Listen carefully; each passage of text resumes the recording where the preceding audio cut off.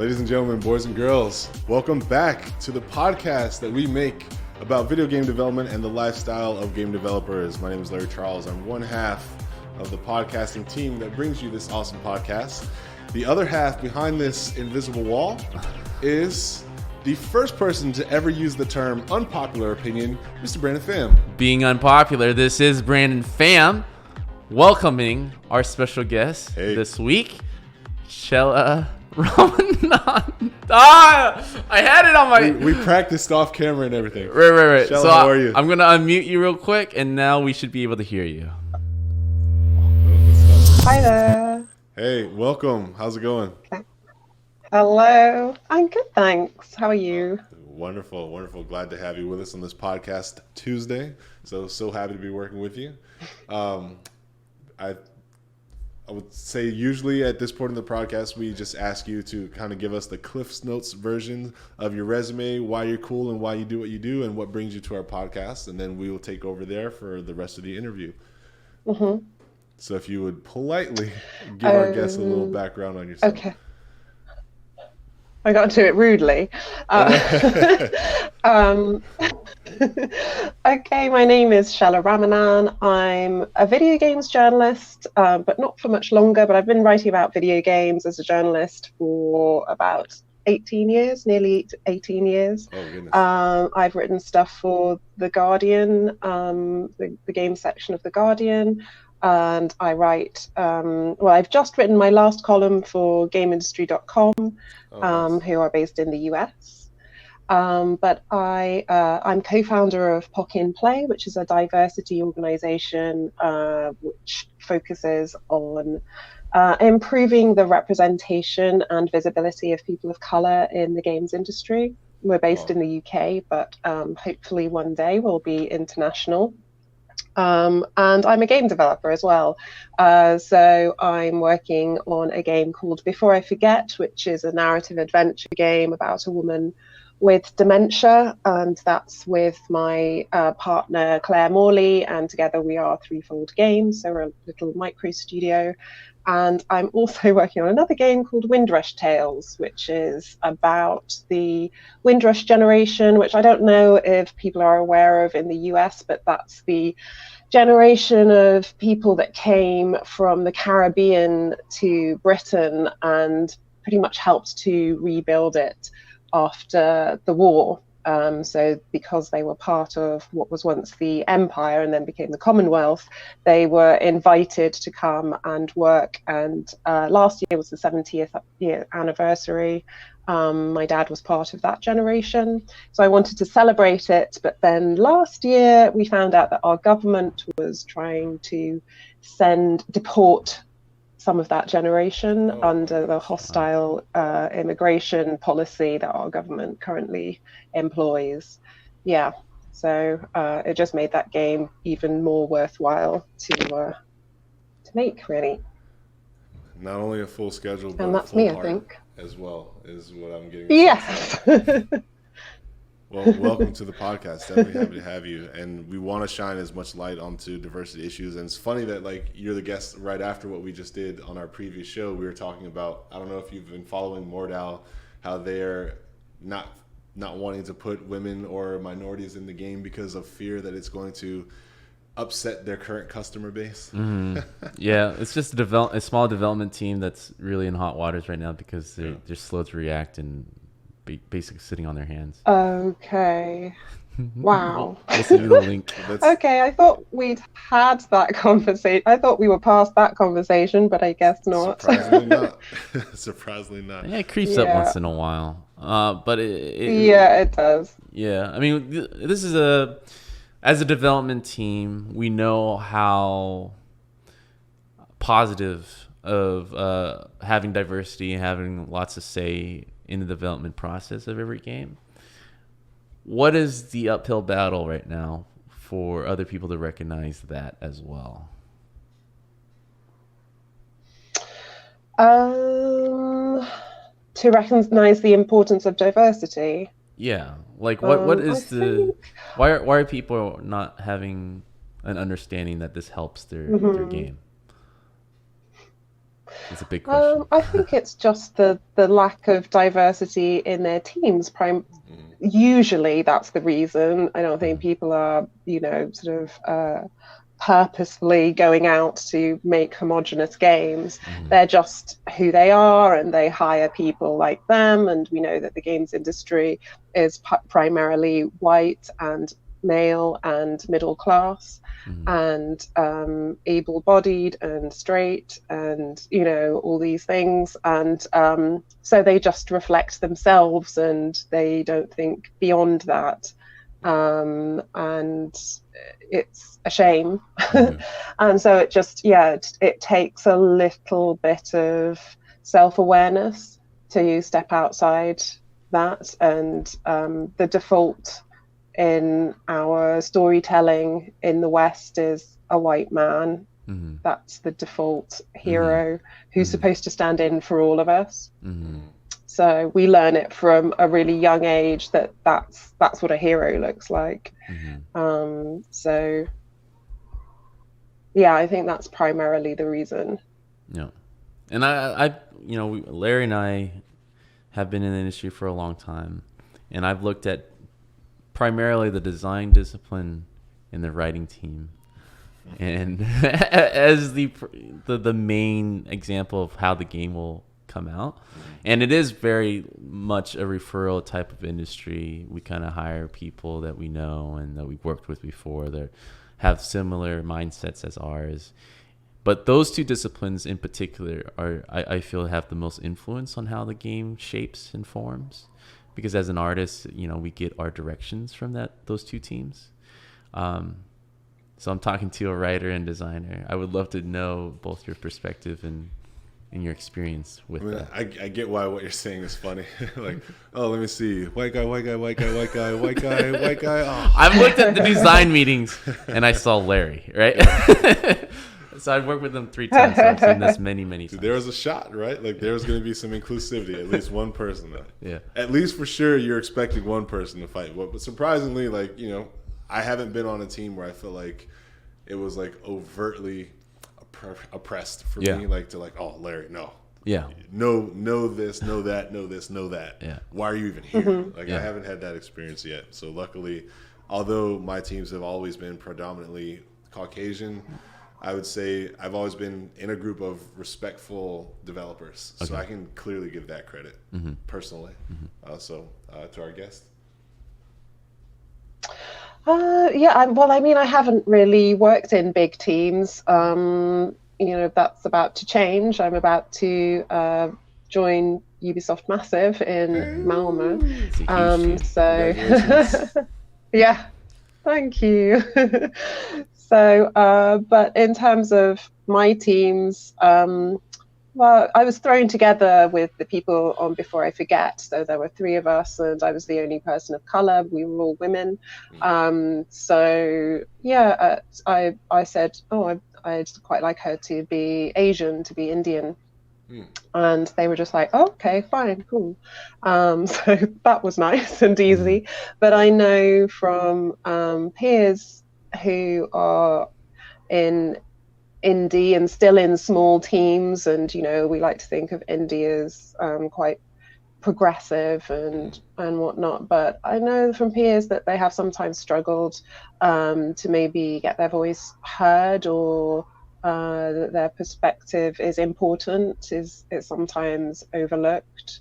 So that's a bit sad and can be a bit sort of dispiriting and wearing for that person. There's a lot of emotional labor in that, in being the lone voice that perhaps isn't listened to, that I think people maybe don't appreciate. I mean, obviously you guys are, when you're being creative, it might start with an idea alone and then go into a meeting and then going back to being alone, right? So most of your process is being alone and being creative, and it is disheartening to kind of go back to a group and everyone doesn't understand where you're coming from and you're trying to design a mechanic.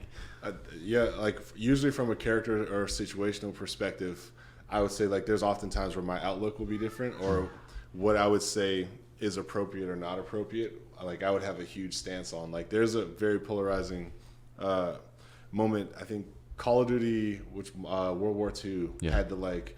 You're walking through this like tree-ish, like greenish area, part of town, or I forget because I didn't even get that far in the game. But they had 2 men who were hanged, and it blew up on the internet. People were like, "What? They're hanging people?" And then like they zoomed in, and the color was like a dark tan.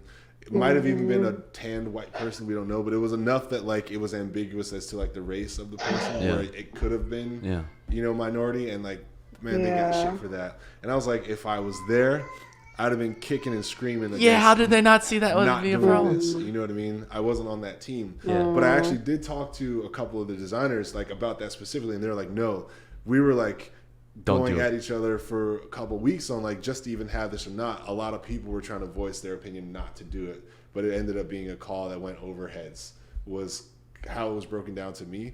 But I was like, but there was people in there at least fighting for it, which gave me half of a breath of like, cool. But then there was people in there who were fighting against for it. Or fighting for it. It was like, this is historically accurate. You could have done without our that old moment, coworkers. you know? Can you give me these names? But rhyme with who? Because we worked at Sledgehammer for a long time, so we know everybody. So it's always interesting to kind of hear the argument. Of course, at first, I think people don't purposely try to be racist, right? It's more like they're trying to argue from a different perspective, and so they're so far removed from it, they don't see the problems with it, and that's the main problem with the diversity issue. It's just like you can't relate to like, why are you mad? Why are you mad, Larry? We're just gonna hang a couple guys. It doesn't say Larry on the body. Ambiguously dark, all right? Why are you taking this so personally? It's not you. It's a digital character. How tall are you? How high are you? Hang these guys. That's crazy, man. I didn't even. I forgot about that completely. That was. I think they could have done without it. Yeah, it's a game about shooting. You don't need to do that. I can see someone saying like it's a vehicle to help villainize the person we want you to want to get, the main bad guy kind of thing. World War II wasn't enough. I just know that like certain things, I would say because of how toxic it would be for somebody in a certain demographic to be like, man, this is appalling for me. I wouldn't ever want to even take that risk if possible. That's kind of where I come from. Yeah, I mean, we our first game had a funeral scene, and that blew up because it was press X to give respects. And we got memed for centuries. And what was the design meaning behind that? Like, I'm sure you guys saw that was a problem, right? I think it really just came down to wanting to have a creative way to show that you had like been dismembered. Something. And so, because it's the first reveal of like you after the arm being removed. And it was like, because the camera pans down to show like, oh, my arm is gone, to help set up the rest of the bionic implants and stuff. So, anyway. But as in another life. Well, I mean, like, I'm sure you faced issues like this in your writing meetings, and people are throwing all types of ideas, which is fine when you're brainstorming. But did any of those crazy ideas get through to fruition where you're like, why did we? Well, like, or here's a great question. Maybe I can kind of springboard off of that. Is the like, did you ever get pigeonholed into something based on like it's a women event, so send you, or it's a minority event, so send you, because you're like tokenized to represent in your writing, and if so, I guess how did you feel, or how did you kind of handle those situations? So sorry, what was the question again? Oh, so like I missed the beginning. Like you have an editor and I'm ignorant to how the whole process of writing or games journalism goes, but like editors like, hey, these are the articles we want you to do, and it's like 2 women's marches, 1 minorities in games, and 1, you know what I mean, like randomly chosen, of course. So never felt tokenized. I mean. So, I mean, in terms of games journalism, I've been really lucky where I've been sort of given editorial freedom to, especially, in my column, I could come up with whatever I wanted to talk about that week. So I was lucky in that way. But I suppose maybe sometimes, because we did do a podcast quite in the early days, which was with the editorial team, and maybe sometimes I'd bring up a topic like a hair texture in character gen or something that they wouldn't really get why I was bringing it up. You know, and they just were like, "Oh, Chella, you and your hair," or something like that. So they'd sometimes make light of something just unintentionally, because like on the whole, like all the teams I've worked with have been like really, really great and supportive of, you know, whatever topics Wonderful. I've wanted to do and stuff.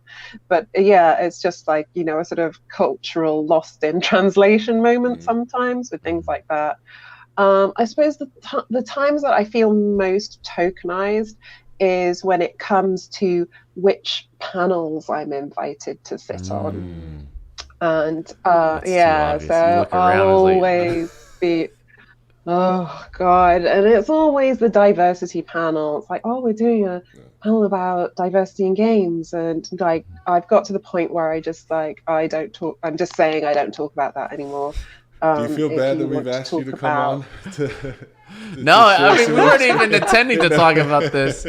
It just came into that. But let's talk about other parts of life. Because, I mean, obviously, we've all dealt with this issue before. And, but that is only a part of it. Obviously, we want to get past that and just focus on the creativity, which is, you know, a lot of the things that we came in the industry for. I don't want to just write about an Asian kid growing up in America. You know, there's so many different things. I have interests and hobbies too. Like white game devs seem to have no endpoint for writing about white kids in video games. I know. It seems so much more interesting to kind of go outside of your familiarity, right? Especially as a creative. Well, I'll say this. It's quite risky for them to do that and get it wrong. Yeah. So I'll at least I'll at least give them that credit. Hey, Larry, we wrote this black character. Fear.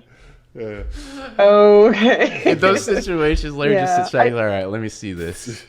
Let me see if I want to be your friend after this or not.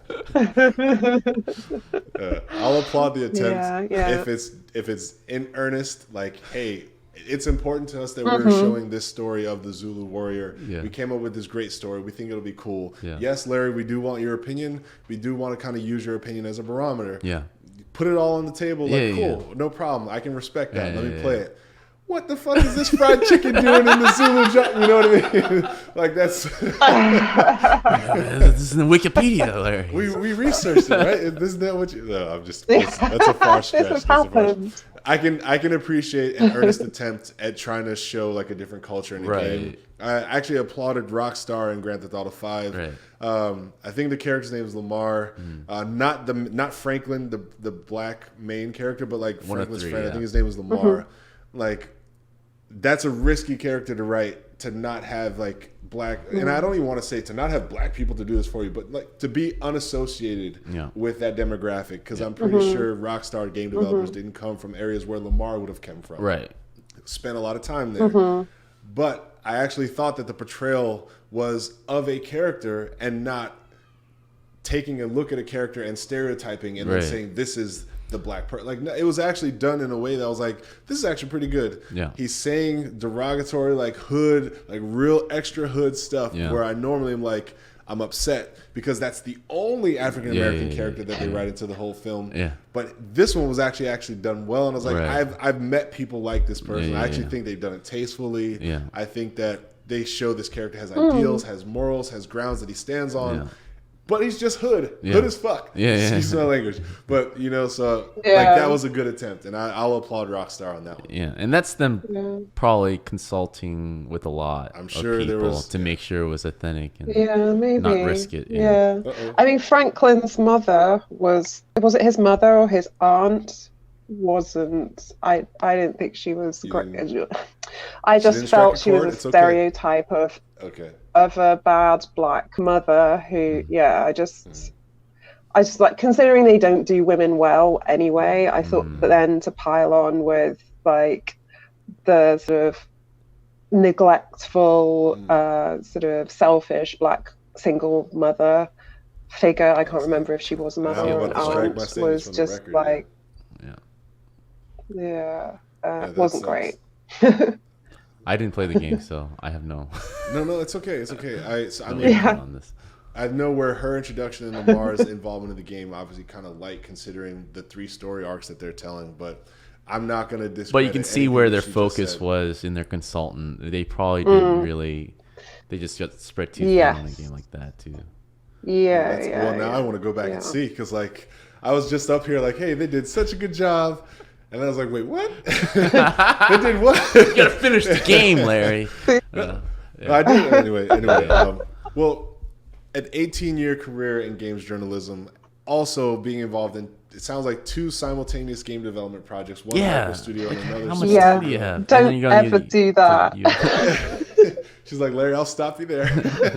Here's my advice. Don't ever do that.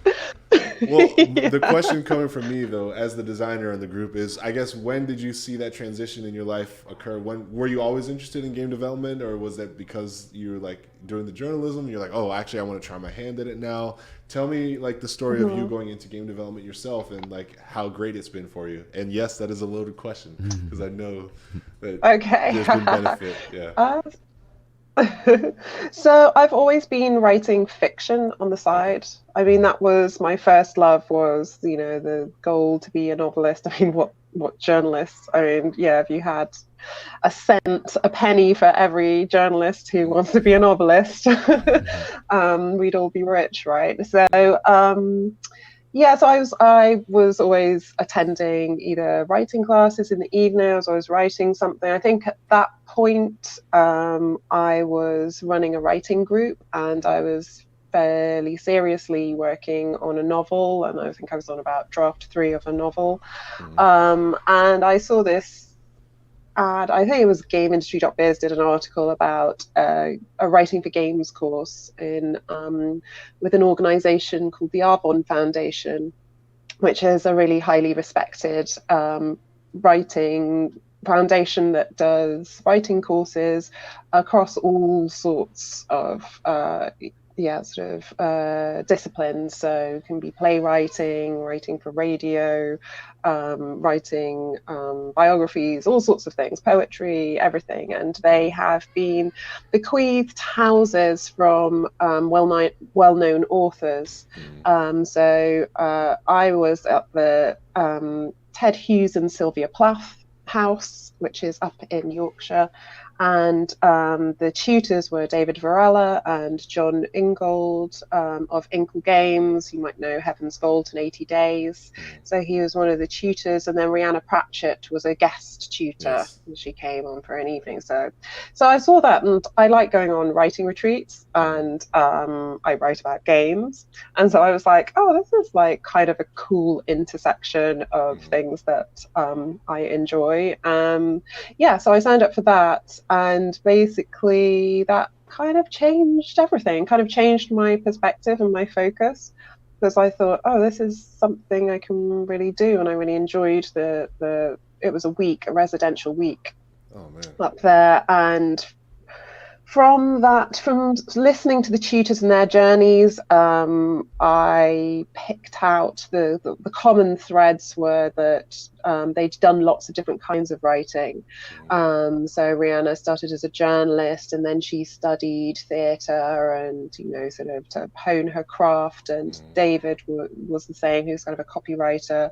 And then, and they'd all written sort of like, they were like short stories and a couple of radio plays. So I went home and I was like, okay, I'm going to, start looking at interactive fiction and writing a game in ink. And then I did a course on writing for radio. So I wrote a radio play off the back of that, and I produced it myself with a couple of friends.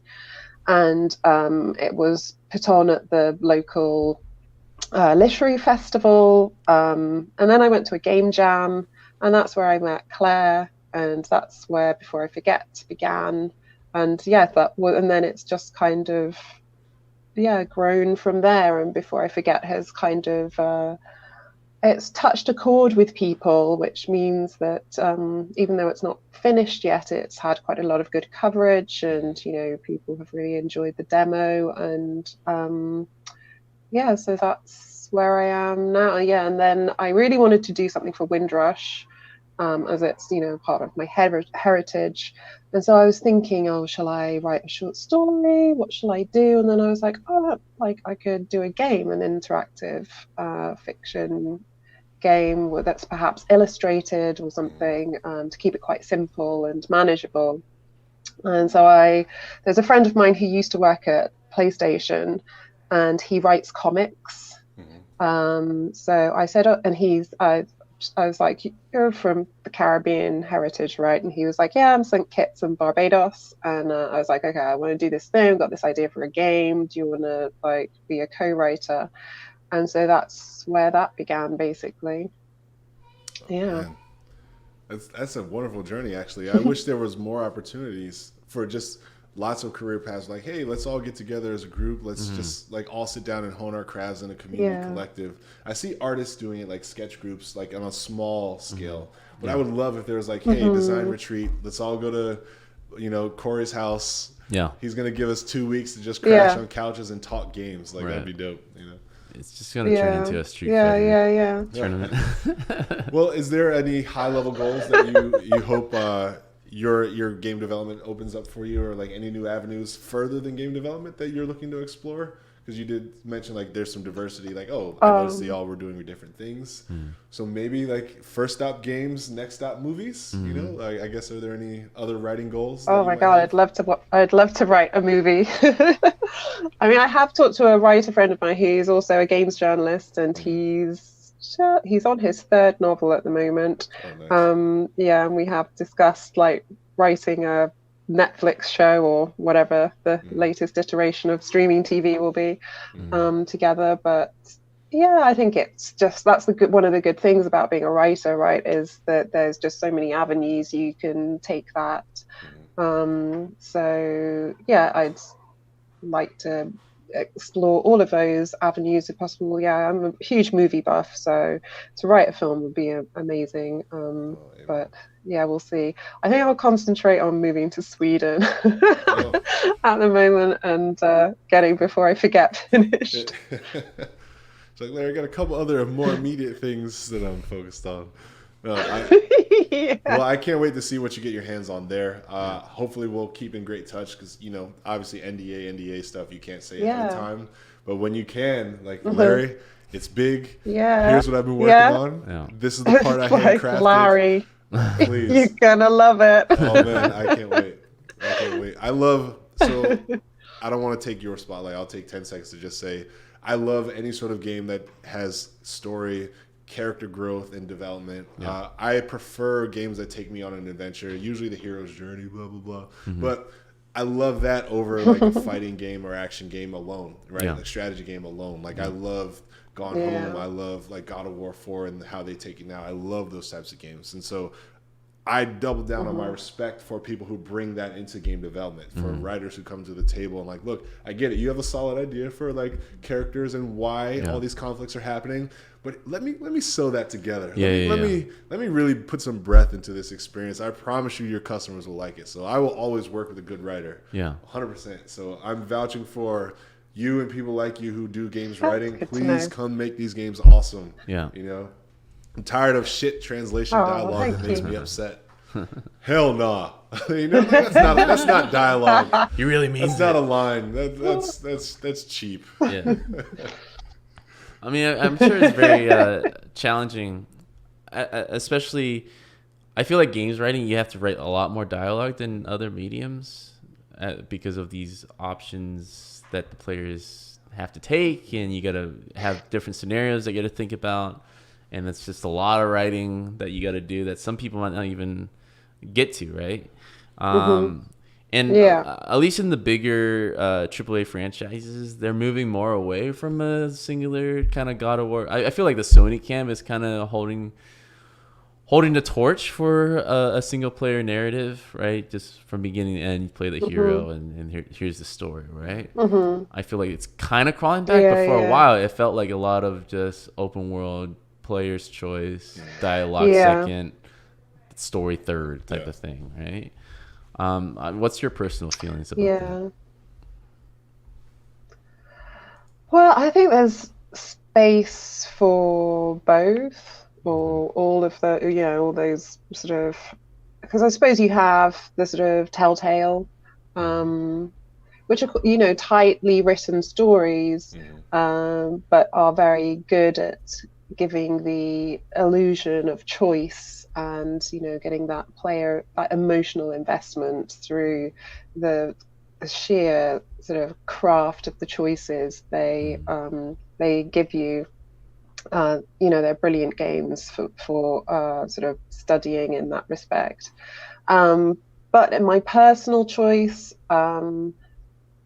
I mean, yeah, no, well, sometimes, yes, because I do like the Uncharted. I love the Uncharted games. They're just so beautifully written, and they give that.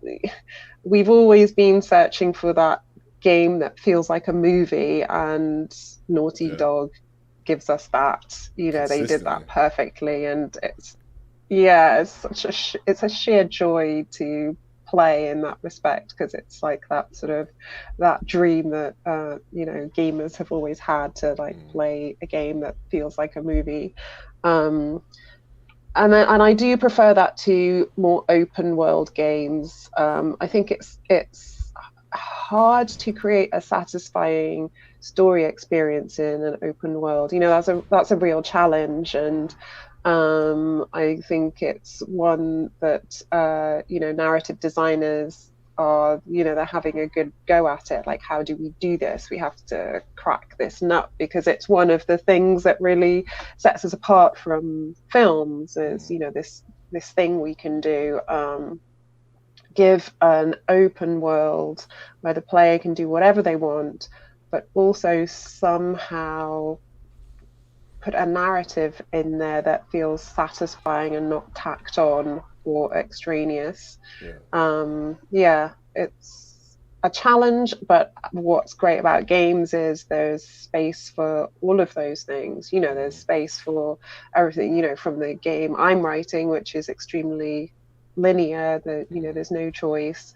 The sort of gone home type games, with very minimal gameplay mechanics, that focuses purely on story, to everything beyond that, everything in between that, and I don't know, Skyrim or something, those vast experiences.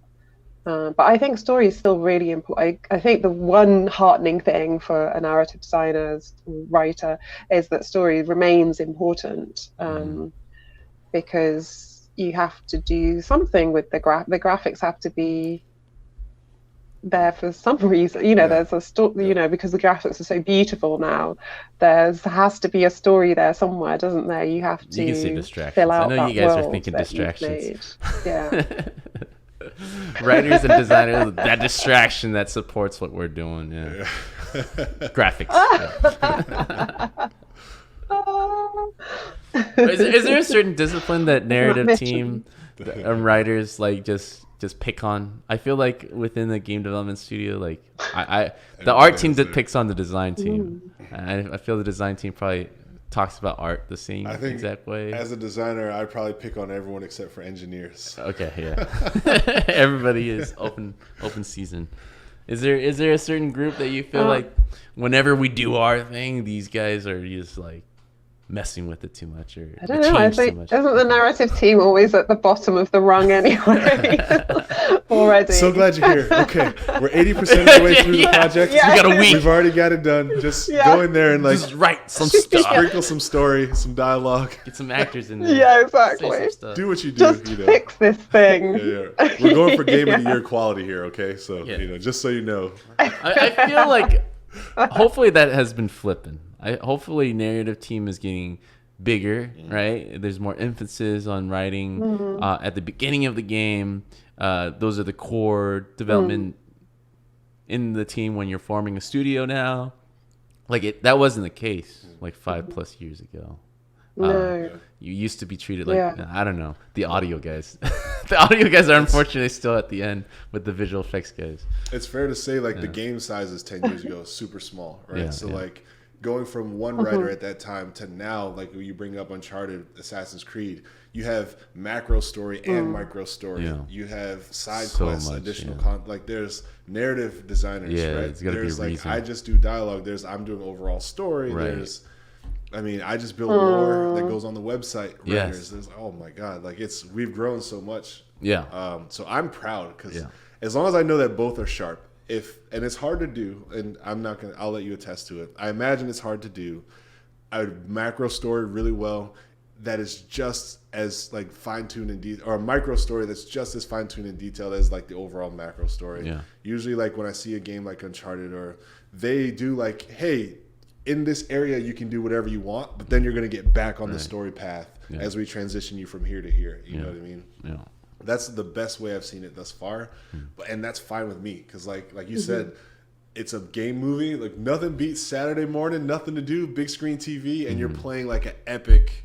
You know, like you're going on an adventure. I love being taken out of my life to be something or do something else, and like just really have that like immersed experience. And that would not be possible without the reason why Nathan Drake went on that adventure. Yeah. And you know who came up with that? Not me. Yeah.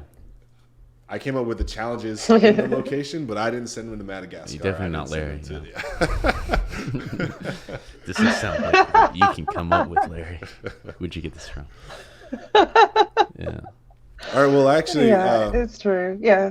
we are here to talk about games, and I know you're working on a game, so I want to give you kudos there. But I actually also am working on a little game.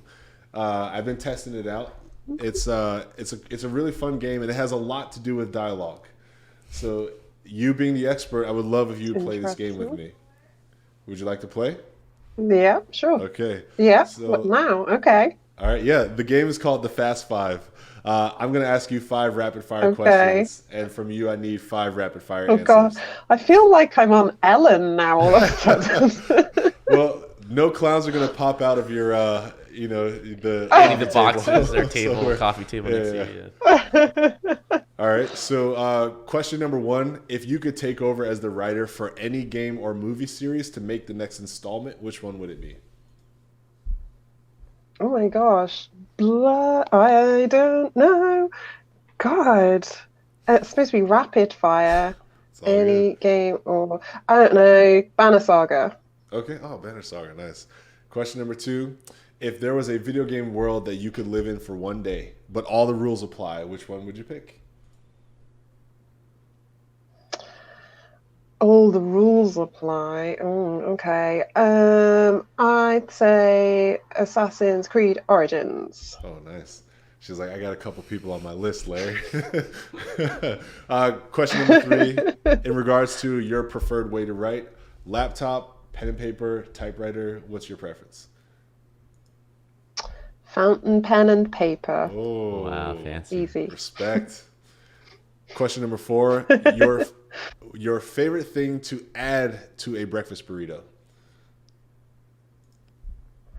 What the frick is a breakfast Oh, burrito? what? Oh my God. Okay. All right. I'm gonna strike down from the record. But if I ever meet you in person, I need to make sure He's you gonna have a be- burrito.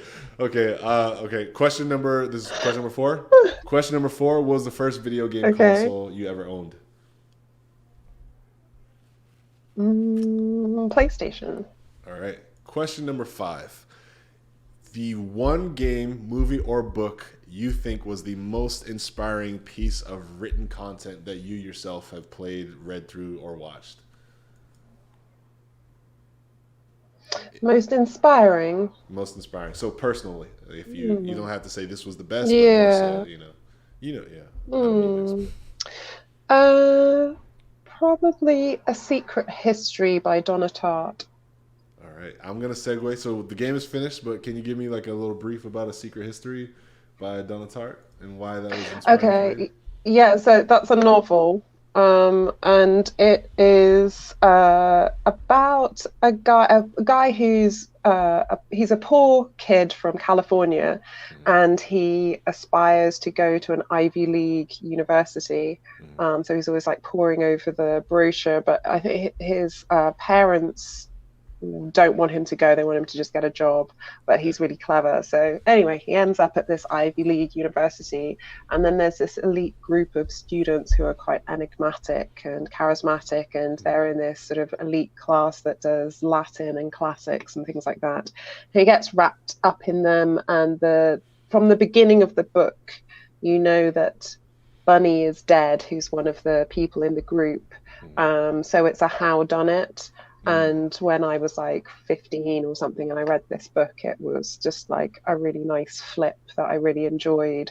So yeah, the opening scene is Bunny's body. They're searching for Bunny's body because it snowed, and yeah, they have something to do with it. And so it's from the beginning, it goes back to the beginning, and it comes through to how Bunny died. Yeah, and it sort of involves a sort of bacchanal that this kind of elite group engage in, and yeah, it's a cool book. Oh man, anything with like good plot twists, I'm a sucker for. So that's like a free promo for that novel as well. Yeah. That's awesome. Yeah, she's a beautiful, beautiful writer. She's really great, but she takes her about 10 years to write um, things. So yeah, The Goldfinch was her last book. So she's only written 3 books, and the first one was when I was like 15. So it's like, yeah, it takes her a while. Quality over quantity. Yeah. Well, I have a favorite question that I like to ask our writers usually. Netflix is building the interactive storytelling element, right? And to me, it's obvious to hire writers from the game industry to head these shows. Like, what are your feelings with that type of medium? This is a new type of medium for game developers, basically, more so than filmmakers, in my opinion, to make it work. Yeah. I mean, well, we had Bandersnatch. Was that earlier this year, or was that last year? I can't remember. Yeah. Yeah, this year has been flying, so I can't remember.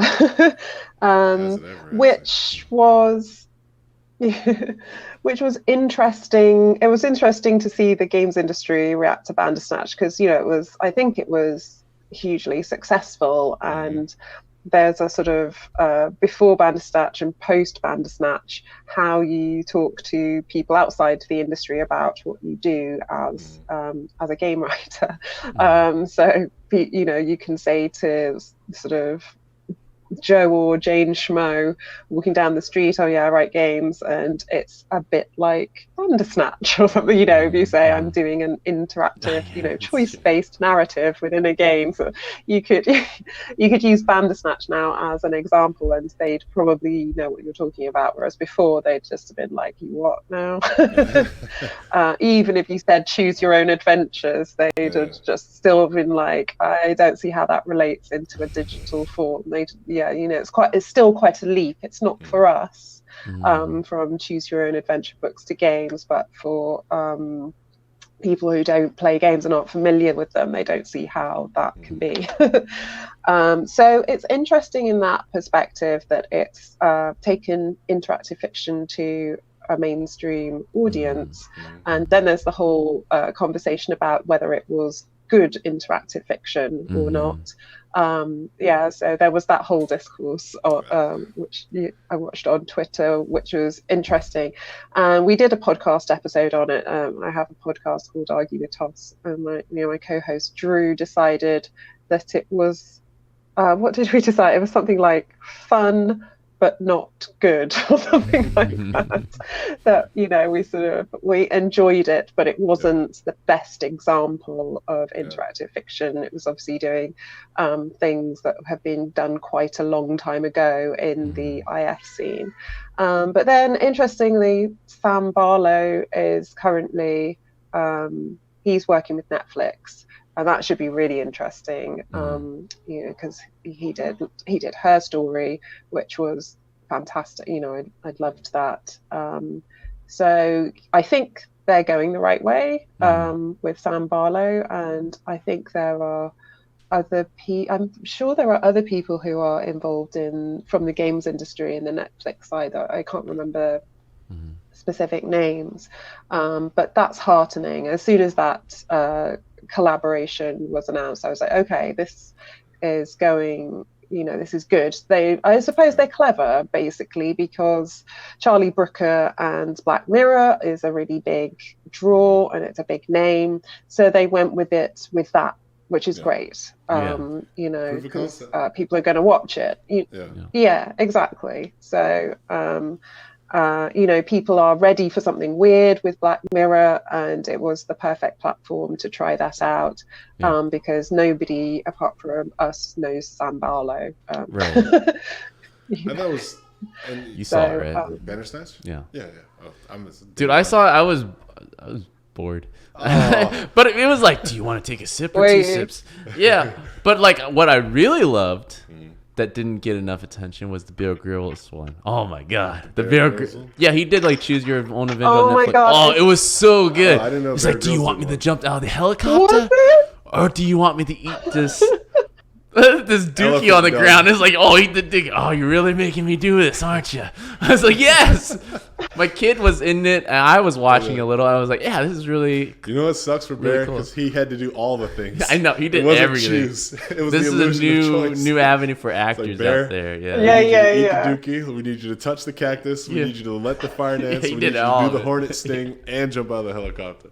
But I thought that was, to me, this model was a lot more successful with the Bear Grylls than the Bandersnatch. Well, really, that's interesting. So I saw the trailer for that. Oh, you need to play it. It was so fun.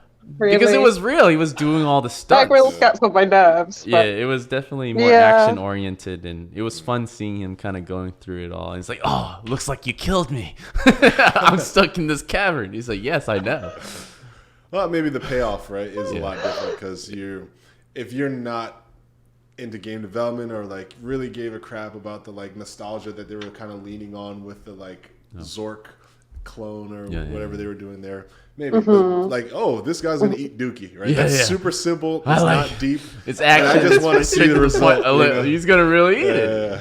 There's a certain level of control for sure. I think where I landed on all that is like, I'm happy it exists. I'm happy that Netflix took a stab. Because I see that like they're adding agency to filmmaking, right? Where watching movies has been a relatively passive experience.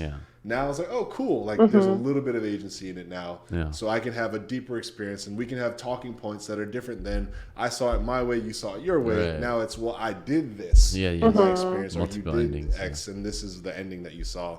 I think that's cool. I at least appreciate that. A blurring of the lines, isn't there?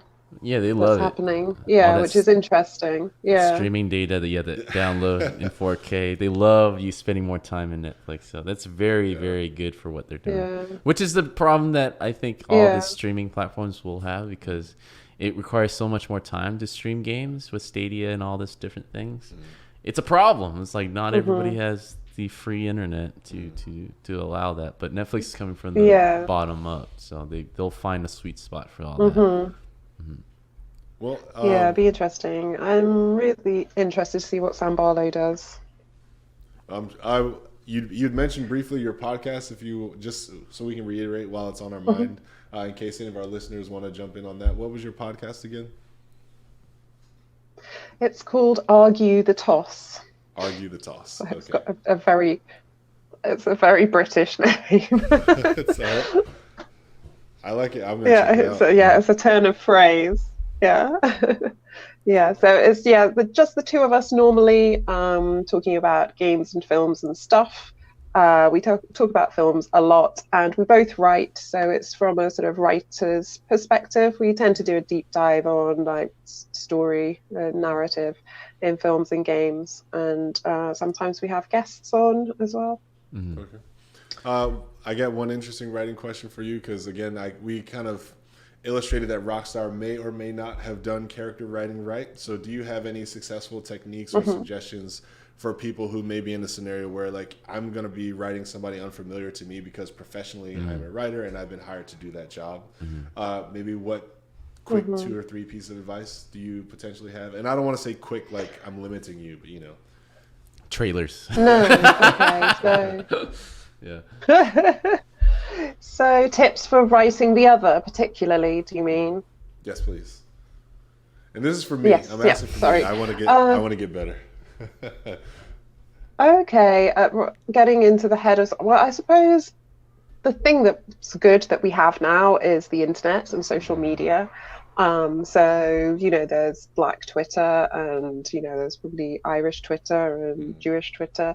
And so that's a good place to start to see what conversations those communities are having, what their concerns are, who they're listening to, who their spokespeople are, who their media that they go to, and then following that and sort of immersing yourselves in writers and filmmakers and I suppose theorists from that group, or marginalized voice or whatever it may be. And then consulting with people. I think especially if it's a commercial product, then you pay a consultant to look over what you've done and help you get it right. And I suppose failing that, you ask friends or maybe communities like groups online. There are bloggers and vloggers and all sorts of people who are happy to give that kind of assistance, but ideally you'd pay them to do that, because it's a skill in and of itself, as just as being a writer or an editor or something would be. But just try and immerse yourself in, I think, don't take, because the thing that lots of people do with people of color when they're writing people of color, they use movies and they think that the Black people in Hollywood movies or on TV are like real Black people. But they're not. They tend to be stereotypes, and they tend to be from a very small pool of what that community is like.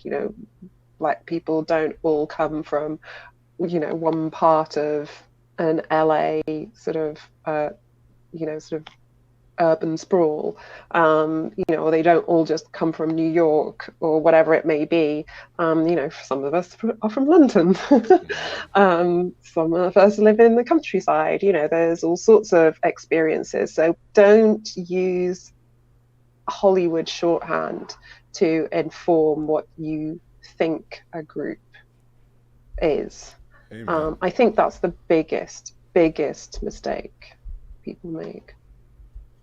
Amen. I will co-sign, triple co-sign, whatever I can do to support that. 100%. I agree. You can always tell when you're talking to people who have done that, or like who have their experiences or assumptions based on those fictional characters. Like, okay.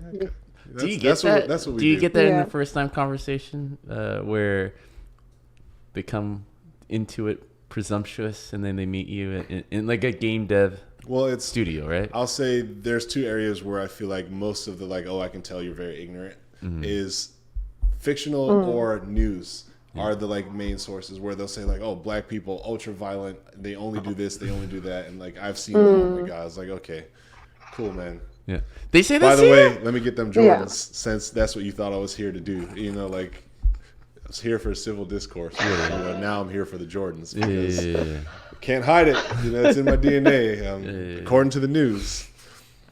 Anyway, I'm sorry. This is starting to get personal, so I'm just gonna bow out. I don't want to do that. Yeah. I agree. I just want to leave it at that. Yeah. I agree. I mean, there's definitely a small part of it is, just being allowed to be creative and going to a work setting and having to battle through that, of course. It's just part of it. Yeah. Part of the first part of the job. Yeah. I think there is a lot of fear, though, which is maybe why more diverse characters aren't written. So, which is a hard thing to overcome. It's easy to say, don't be afraid, especially in, the days when there's a Twitter flame fest can just take you down. Cancel culture is Yeah, exactly. But I think it does help if you took care and you did the groundwork, and you probably still will make mistakes. And when you get called out for that mistake, don't double down on it Mm-hmm. or become defensive. You kind of have to just hold your hands up and say, I got this one wrong. I tried, but we got it wrong, and we're listening for next time. Yeah, I wish more people on So some both sides of an humility. argument. Sorry, I'm sorry. The Yeah, delay. no, I'd Yeah. finish. I just, Okay. yeah. There's a slight I delay know. for us. I wish more people on both sides of the argument were interested in opportunities to learn, right? The person making the mistake, but then also the person who Yeah. feels like they could either yell or be like, Yeah. okay, now, Mr. Hollywood, Yeah. this is not okay, Mm-hmm. and do this, do that, and you might have better success next time, Mm-hmm. that kind of stuff. Yeah. What I Yeah. will say, though, is I looked at the clock, and you've achieved 1 hour of podcasting with us. We've talked about writing, we've talked about your Hooray! career, we've talked about diversity initiatives, we've gone all over the place. And so I feel it's only fair as your have. reward for stomaching an hour of Brandon and Larry, you get to talk directly to our audience, to shout out, promote, raise awareness, or shine some spotlight on anything you care about, anything important to you, anything that you're working on, or just something you think needs a little more attention than it currently has. So without further ado, the floor is yours. Oh wow, it feels like I should be selfless and come up with something that isn't about me. Um, I'll do the things about me to get those out of the way. So if you are on Twitter, at Threefold Games is my micro studio, and that's where you'll find out news about Before I Forget, which is going to have a Steam page very soon, and then you'll be able to wish list it and all those lovely things. And yeah, we have Threefold Games has a website and stuff, but Twitter's probably the best place to find us. And Pock in Play, if you are interested in diversity and making this industry a better place to be for people of colour and all the intersections of marginalisation that go with that, then we are at Pock in Play, and you can get involved as a sponsor, as a volunteer, or just support us and big up the things that we do. That would be really awesome. We want to grow the community. We're based in the UK at the moment, but obviously I'm going to be living in Sweden. One of our team lives in Tenerife and another one lives in Germany. So we kind of are international already, but it would be nice to have some folks in the US and Canada as well. And somebody that's doing something that isn't me. I'm trying to think. I was just a guest on a lovely podcast called Talking Simulator, which is by Jordan Erica Weber. She's a games journalist, friend of mine, and she's just started this podcast, which is 30-minute conversations with interesting people talking about game things. So check that out. It's really lovely. All right, Talking Simulator. I like the name. Yeah, that's what everyone says, but I'm so slow. It took me ages to figure out that was a pun. It took me about a week because I was like, oh, that's such a good name. And I was like, yeah, I guess. And then I was like, oh, I see what she did. All right. Well, it's been an honor and a pleasure to have you as another one of our video guests on the podcast. So we really appreciate you jumping on here to do this. And I wish both of your video game projects and your podcast and your new writing opportunities nothing but the best and support. Slow down so we don't There's feel so many lazy. things I have to say. Like, So I hope many this game things. goes well. I hope the other game goes well. Good luck at the Oh new my job. God. We've just been sitting here Yeah. the whole time, not doing anything. So I know. Yeah. So Yeah, thank you so much for having me. It's been a course. pleasure. And again, when you let us know when the Ubisoft project is out, and I can all right, we're gonna add that to the list of cool people we know. Yeah. So I just will. come back. We'd love to have you anytime. Definitely. I'm Larry Charles, talking to someone who writes, and now it's time to say goodnight. All right, I'm Brandon Pham. See you guys next week. Bye.